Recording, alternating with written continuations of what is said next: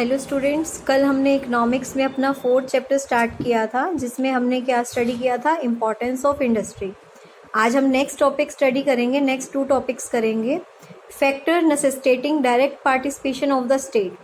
क्या कारण है जिसकी वजह से स्टेट यानी कि पब्लिक सेक्टर यानी कि गवर्नमेंट का इंडस्ट्रियल डेवलपमेंट में खुद पार्टिसिपेट करना जरूरी हो गया। ऐसे क्या रीज़न थे जिस वजह से गवर्नमेंट को खुद से इसमें आना पड़ा।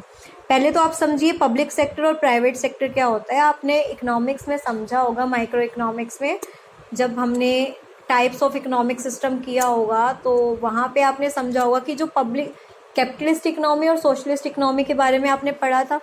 कैपिटलिस्ट इकोनॉमी में कौन होता है? Private sector. सोशलिस्ट इकोनॉमी में या सेंट्रल प्लान्ड इकोनॉमी में कौन होता है? गवर्नमेंट सेक्टर यानी कि पब्लिक सेक्टर। तो प्राइवेट सेक्टर क्या है? प्राइवेट सेक्टर वो सेक्टर होता है जो किसके द्वारा कंट्रोल किया जाता है, चलाया जाता है? प्राइवेट लोगों के द्वारा। और उनका मेन मकसद क्या होता है? सिर्फ प्रॉफिट कमाना। पर पब्लिक सेक्टर किसको कहते हैं? गवर्नमेंट को। और गवर्नमेंट का मेन मकसद क्या होता है? Social welfare. तो इन्होंने कहा कि बहुत ज़्यादा ज़रूरत थी हमारी ग्रोथ के लिए, हमारे प्लानर्स थे और पॉलिटिशियंस ने ये चीज़ रियलाइज़ करी कि हम अपने इंडस्ट्रियल सेक्टर को सिर्फ प्राइवेट हाथों में नहीं छोड़ सकते, क्योंकि सिर्फ डिमांड और सप्लाई के बेसिस पे अगर मैं उनको छोड़ दूँ तो हमें नहीं पता चलेगा वो कब ग्रो करेगा, कहाँ रुकेगा। तो गवर्नमेंट को भी अपना कंट्रोल इस पर बनाना ज़रूरी है। अब गवर्नमेंट को अपना कंट्रोल बनाना क्यों ज़रूरी है वो चीज़ें पढ़ते हैं। 3 मेन पॉइंट है। लैक ऑफ कैपिटल, पैसे की कमी। जब हमारा देश आज़ाद हुआ था तो ऑब्वियसली बात है कि भुखमरी थी, गरीबी थी, लोगों के पास पैसा नहीं था। कुछ ही लोग थे जिनके पास पैसा था। तो इन्होंने बोला कि इंडस्ट्रियल डेवलपमेंट इंडिया के लिए बहुत ज़रूरी है, पर इसको डेवलप करने के लिए हमें बहुत ज़्यादा अमाउंट में पैसा चाहिए। पर इंडिपेंडेंस के टाइम पे सिर्फ टाटा और बिरला ही थे इंडस्ट्रियल हाउसेज इंडिया में जिनके पास कुछ पैसा था और जो काम कर रहे थे, ठीक है। बट फिर भी उनकी अभी कैपेसिटी पूरी नहीं हो पा रही थी कैपिटल की, जितना चाहते थे अभी वो नहीं लगा पा रहे थे। तो इसके लिए ज़रूरी बन गया था कि गवर्नमेंट आए और कुछ इसको संभाले, क्योंकि पैसा गवर्नमेंट लगाए।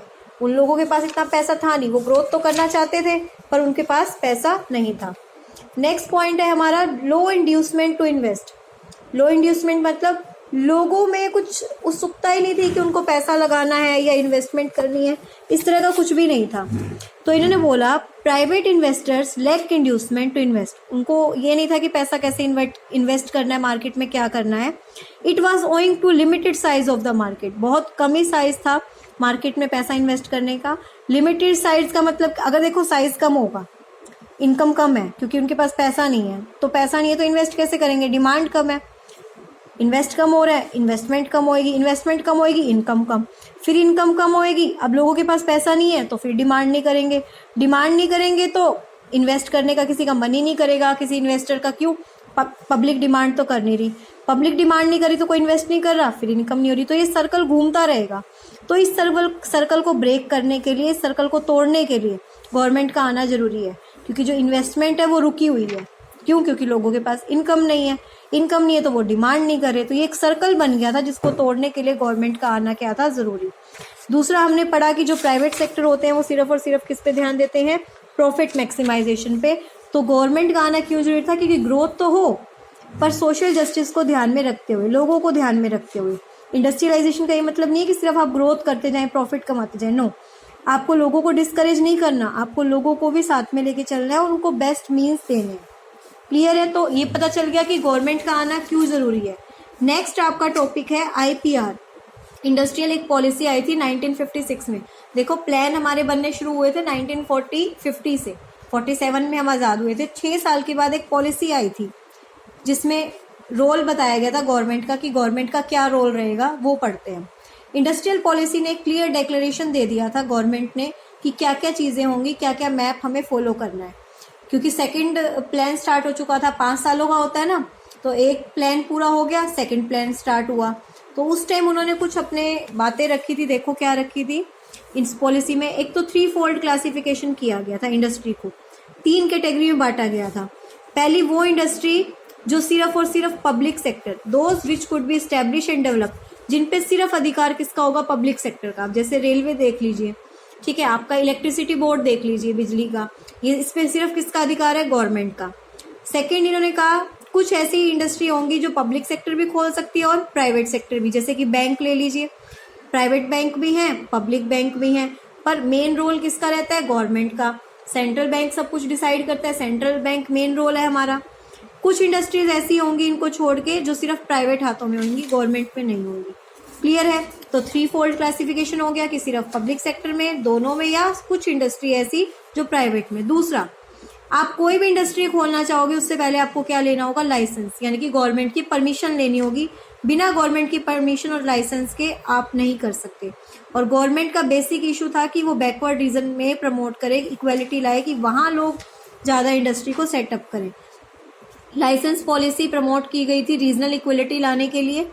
प्राइवेट एंटरप्रेन्योर, क्योंकि लाइसेंस गवर्नमेंट देती नहीं थी, गवर्नमेंट उनको कहती थी तुम इंडस्ट्री ऐसी जगह पे खोलो जहां बैकवर्ड एरिया हो, डेवलप हो, तो गवर्नमेंट ने लाइसेंस भी बनाना जरूरी कर दिया। प्राइवेट एंटरप्रेन्योर थे, वो क्या चाहते थे? इंडस्ट्री इन बैकवर्ड रीजन फिर बनाने लग गए। लाइसेंस वर लिबरली इशूड, लाइसेंस बेसिकली किसके लिए यूज किया जाता? बैकवर्ड रीजन के लिए, रेदर देन डेवलप, क्योंकि डेवलप तो ऑलरेडी डेवलप है। गवर्नमेंट लाइसेंस उन्हीं को देती थी ज्यादातर जो कहाँ पे बनाएंगे? बैकवर्ड एरिया में। तो लाइसेंस सिर्फ और सिर्फ नई फर्म को बनाने के लिए नहीं था। अगर आपकी कोई पुरानी फर्म है और आप उसको एक्सपेंड करना चाहते हो, आप बढ़ाना चाहते हो, तो भी आपको लाइसेंस लेना होगा। किस लिए? ताकि, क्योंकि आप कैपेसिटी बढ़ा रहे हो, पर आपको रिसोर्सेज भी तो देखने हैं ना मार्केट में, तो मार्केट में रिसोर्सेज को भी एलोकेट करना है। तो गवर्नमेंट सोशल वेलफेयर के साथ साथ, प्रॉफिट के साथ साथ सोशल वेलफेयर को भी प्रमोट कर रही थी। क्लियर है? क्योंकि ध्यान से समझो, अगर गवर्नमेंट ने लाइसेंस दे दिया तो गवर्नमेंट किस लिए देगी? बैकवर्ड एरिया को डेवलप करने के लिए। गवर्नमेंट कहती है तो लाइसेंस आप इसके लिए भी लो, अगर आप कैपेसिटी को बढ़ाना चाहते हो, अपने काम को बढ़ाना चाहते हो। क्यों? आप अपना काम बिना गवर्नमेंट से पूछे बढ़ा दोगे, आपको फिर रॉ मटेरियल वगैरह सब कुछ चाहिए, सब कुछ आप ले लोगे तो उसको एलोकेट भी तो करना है हर जगह पे, वेलफेयर भी तो देखना है।